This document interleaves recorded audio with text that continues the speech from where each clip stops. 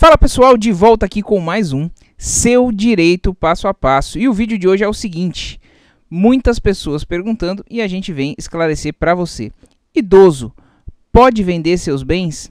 A partir de qual idade? Existe algum impedimento? A gente vai esclarecer tudo para você nesse vídeo. Antes disso, se você é novo aqui, eu convido você a se inscrever no nosso canal. Provavelmente você já conhece o nosso outro canal, o INSS Passo a Passo, e aqui a gente vai tratar de assuntos não relacionados a INSS. Tudo que você quiser saber, no mesmo esquema, deixe suas dúvidas nos comentários, a gente responde para você, sugira vídeos, mesma coisa nesse canal, só que assuntos do seu interesse, dos seus direitos, não relacionados a INSS. Se inscreveu, ativou o sininho de notificação, vamos então ao que interessa. Idoso pode vender seus bens? Vamos esclarecer. Primeira coisa que a gente tem que esclarecer é que é considerada pessoa idosa no Brasil quem tem 60 anos ou mais. Partindo então dessa premissa, vamos adiante. Como fica a venda de um imóvel, ou de um terreno, ou de um automóvel por um idoso, de um bem? Vender um apartamento ou casa é uma transação que tem muitos detalhes e pode gerar bastante dúvida, principalmente quando o dono é uma pessoa já na terceira idade. Mas um idoso pode vender o imóvel? Até que idade pode realizar essa transação? Existe lei que estabeleça um limite? Vamos direto ao ponto. Um idoso pode vender o imóvel? Sim, ele pode. Não há qualquer impedimento. Uma vez que ele é o dono da propriedade, seja casa, apartamento, terreno, ele responde legalmente por ele e pode fazer o que desejar com o imóvel. Afinal, é um patrimônio que ele constituiu. Como fica a venda por um idoso? O Código Civil, no artigo 426, assegura: não existe herança de pessoa viva. Portanto, os filhos não podem interferir no direito dos pais de vender um imóvel que possui. O texto da Lei 10.406, de 10 de janeiro de 2002, estabelece essa regra nos seguintes termos. Artigo 426. Não pode ser objeto de contrato a herança de pessoa viva. Ponto final. Nos casos em que o idoso é casado, o cônjuge ou a cônjuge devem consentir com a venda, de acordo com o regime de comunhão de bens adotado na hora do casamento. Geralmente, as pessoas fazem uma associação equivocada entre idade e capacidade de gerir a vida e, consequentemente, os bens e patrimônios. Mas nada é mais ultrapassado hoje, com a qualidade de vida e a longevidade, do que essa ideia de quem tem idade avançada não consegue mais administrar seus bens. É importante ter atenção a este ponto, pois se o idoso pode vender seu imóvel e ainda assim for coagido pelos filhos ou outro membro da família na sua liberdade de fazer o uso do patrimônio, o ato configura crime punível com reclusão de 6 meses a 1 ano e também multa. É isso mesmo, pessoal, é grave. Conforme destacado no artigo 96 do Estatuto do Idoso, diz o seguinte: discriminar pessoa idosa, impedindo ou dificultando seu acesso a operações bancárias, aos meios de transporte, ao direito de contratar ou por qualquer outro meio ou instrumento necessário ao exercício da cidadania por motivo de idade, pena, reclusão de 6 meses a 1 ano e multa. Tá aí. Parágrafo 1º diz ainda o seguinte: na mesma pena incorre quem desdenhar, humilhar, menosprezar ou discriminar pessoa idosa por qualquer motivo. E no parágrafo 2º, a pena será aumentada de 1/3 se a vítima se encontrar sob cuidados ou responsabilidade do agente. Então, uma pessoa com mais de 80 anos pode vender o imóvel, entendido? Mas há casos em que ocorre a influência de terceiros. Vamos explicar melhor no tópico seguinte.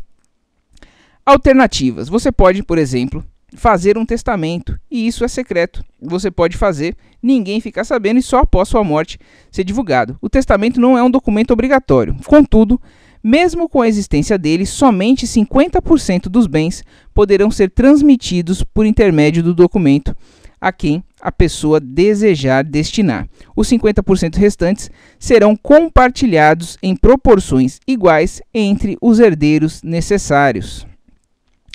Outra alternativa seria a doação. Para facilitar os procedimentos e evitar burocracias, o idoso pode doar seu imóvel para um dos filhos, inclusive com a cláusula de restrição para que o genro ou a nora não sejam beneficiados por essa doação em caso de morte do filho.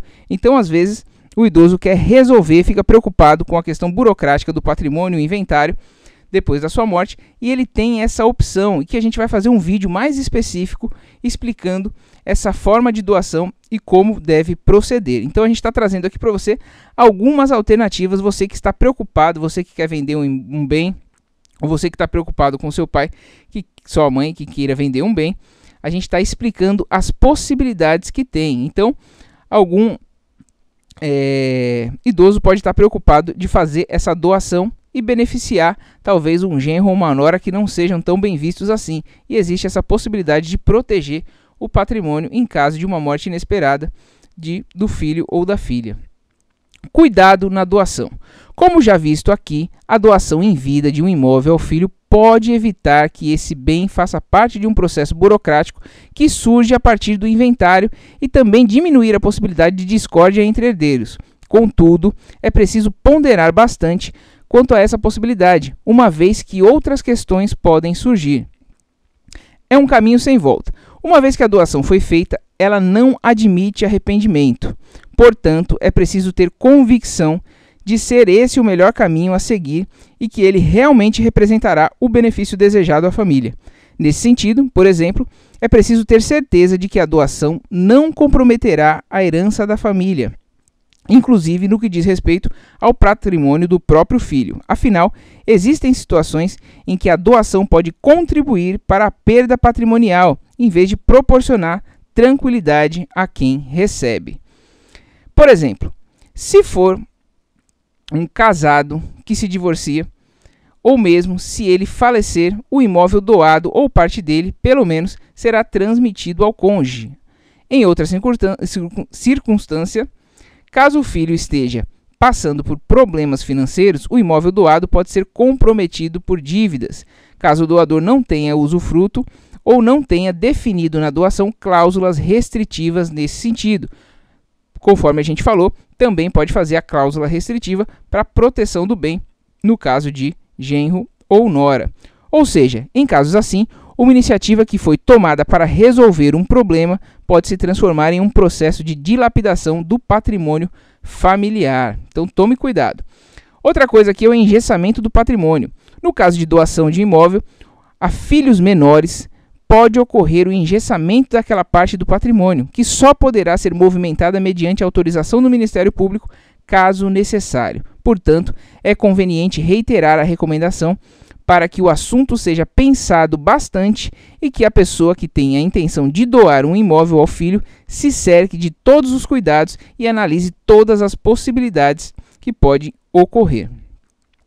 Interdição do idoso. Aqui, provavelmente a gente chegou num ponto em que muitas pessoas têm dúvida e que pode estar passando por essa situação. Já vimos que não há o que considerar sobre a idade do idoso com relação à venda de um bem. Havendo a capacidade de negociar, a idade não encontra um fator como impedimento. Então, quando um idoso não pode vender um imóvel? Bom, isso acontece quando o mesmo perde a capacidade de discernimento. Ele não responde mais pelos atos da vida civil, seja por Alzheimer e seja por alguma outra doença incapacitante, que ele não consegue mais responder pelos atos da vida civil, certo? Então, continuando aqui, dessa forma, a idade não é o fator principal para analisar a capacidade ou incapacidade para responder pelo seu patrimônio, uma vez que uma pessoa jovem também pode ter essa limitação por diversos fatores.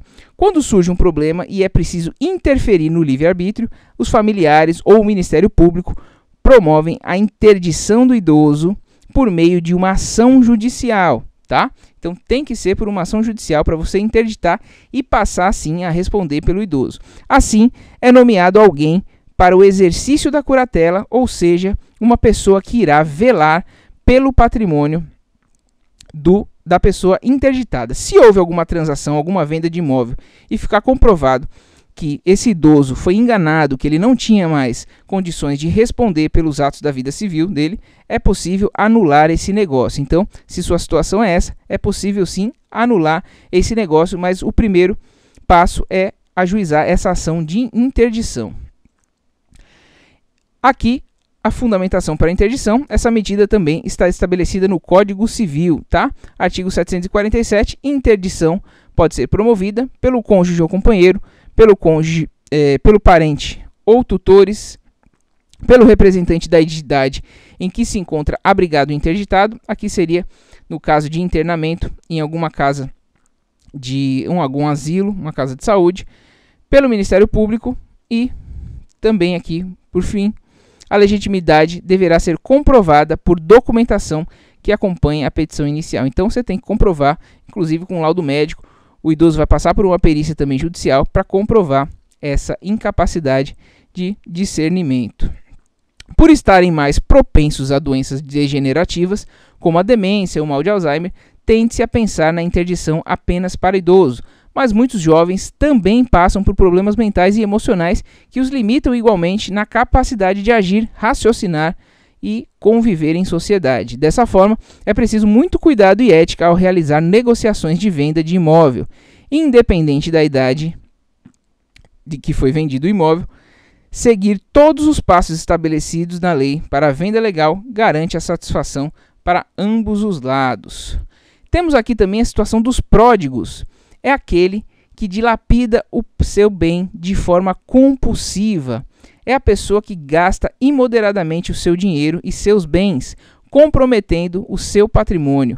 Por esse motivo, os pródigos são considerados relativamente incapazes e, portanto, podem ser interditados judicialmente. De acordo com o artigo 1782 do Código Civil, a interdição do pródigo só o privará de, sem curador, emprestar, transigir, dar quitação, alienar, hipotecar, demandar ou ser demandado e praticar, em geral, os atos que não sejam de mera administração. Então aqui é uma interdição relativa, quando a pessoa não tem mais discernimento, ela não tem mais controle das suas próprias finanças, está acabando com seu patrimônio descontroladamente, mas ela tem discernimento para outras coisas, então faz a interdição só para a questão dos bens. Deu para entender? Esses são os conhecidos como pródigos. E aqui, por fim, uma informação bastante relevante também: quem optar por casar após os 70 anos de idade deve aderir à separação obrigatória de bens, conforme prevê o Código Civil. Esse tipo de regime de bens exige que os cônjuges façam um pacto pré-nupcial em cartório, estabelecendo que os bens de ambos são incomunicáveis, ou seja, mesmo após o casamento, continuam pertencendo apenas a quem já pertenciam antes. Aqui um dispositivo para evitar o golpe contra aí o idoso ou idosa casar com alguém talvez muito mais novo apenas por interesse financeiro. Certo? Ainda tem alguma dúvida? Deixe nos comentários para a gente que a gente vai responder para você.